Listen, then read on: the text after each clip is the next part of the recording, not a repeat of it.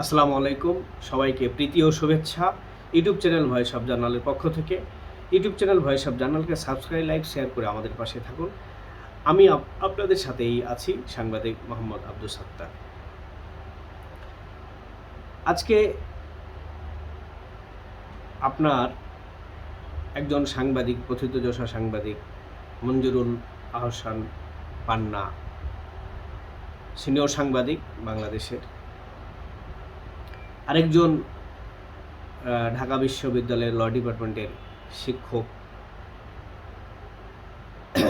Hafizur Rahman Curzon, তাদেরকে আজকে কোর্টে উঠানোর সময়, তারপরে আরেকজন আছেন মুক্তিযুদ্ধের অন্যতম সংগঠক, বীর মুক্তিযোদ্ধা লতিফ, সাবেক মন্ত্রী লতিফ সিদ্দিকীকে আদালতে উঠানোর সময় তারা কোর্ট থেকে বেরোনোর সময় সাংবাদিকদের প্রশ্নের উত্তরে বলেছে যে লতিফ সিদ্দিকী বলেছেন, আমার আদালতের উপরে কোনো আস্থা নাই, তাই জামিন চাই নাই। আর এদিকে ঢাকা বিশ্ববিদ্যালয়ের অধ্যাপক হাফিজুর রহমান কার্জন বলেছেন, হাতে বাংলাদেশের একটি সংবিধান নিয়ে তিনি সাংবাদিকদের বারবার বলছেন, এই সংবিধান ৭২-এর সংবিধান, এই সংবিধান আমাদের মুক্তিযুদ্ধের সংবিধান, এটাকে যে কোনো মূল্যে আমরা রক্ষা করব।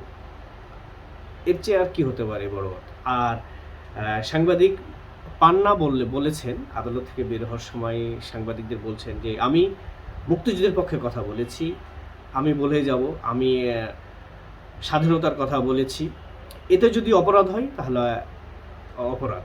তো এদেশের মুক্তিযোদ্ধাদের পক্ষে কথা বলা যাবে না এমন তো কোনো আইন নেই বা কথা নেই। তো তাহলে কেন আমাদের আজকে অ্যারেস্ট করা হলো, কোন কারণে? এখন এই নিয়েই চলছে। আর এর আগেই আপনার বীর মুক্তিযোদ্ধা অ্যাডভোকেট ফজলুর রহমানকে মব তৈরি করে অশ্রাব্য ভাষায় তার বাসার সামনে তাকে গ্রেপ্তারের আবেদন করেছিল কথিত জুলাই যোদ্ধারা। আসলে এটা কোন দিকে যাচ্ছে দেশটা? এখানে টালমাটাল অবস্থা, কোনো আইন শৃঙ্খলা নাই, কিচ্ছু নাই, যে যার মতো চলতেছে, কোনো এর সুরাহা নেই। তো অ্যাডভোকেট ফজলুর রহমানকে এভাবে তো দমন যাবে না। ৭১-এর এরা রণাঙ্গনের ফাইটার, এরা বঙ্গবন্ধুর সৈনিক। এই দেশ যতদিন থাকবে বঙ্গবন্ধু, মুক্তিযুদ্ধের স্বাধীনতা যুদ্ধ একই সূত্রে গাথা, ধানমন্ডি ৩২ সব, এটা তো আতুরঘর ধানমন্ডি ৩২। আর অ্যাডভোকেট ফজলুর রহমানের বিরুদ্ধে যেভাবে বিএনপি শোকজ করলো, পরে শোকজ নোটিশ দিল, তারপর উনি উত্তর দিলেন, এখন এটা বিএনপি স্থায়ী কমিটি বা যেটা কমান্ড সেন্ট্রাল কমিটি, তারা সন্তুষ্ট হতে পারেনি তার শোকজের জবাবে, তাকে তার সকল রকম ৩ মাসের পর স্থগিত করলো। এতে করে বোঝা যায় কি, যে বিএনপির ঘাড়ে কারা বসেছেন এখন, এনসিপি আর জামাত।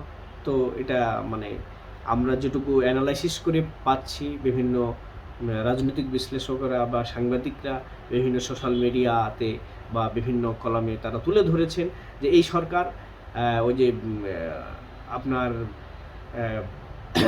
এনসিপি ওই বা ইসলামপন্থীদের দ্বারা পরিচালিত হচ্ছে, সে কারণেই কোনো আইন শৃঙ্খলা এক অর্থে তারাই চালাচ্ছেন এবং তারাই নির্বাচন এখন চাচ্ছেন না।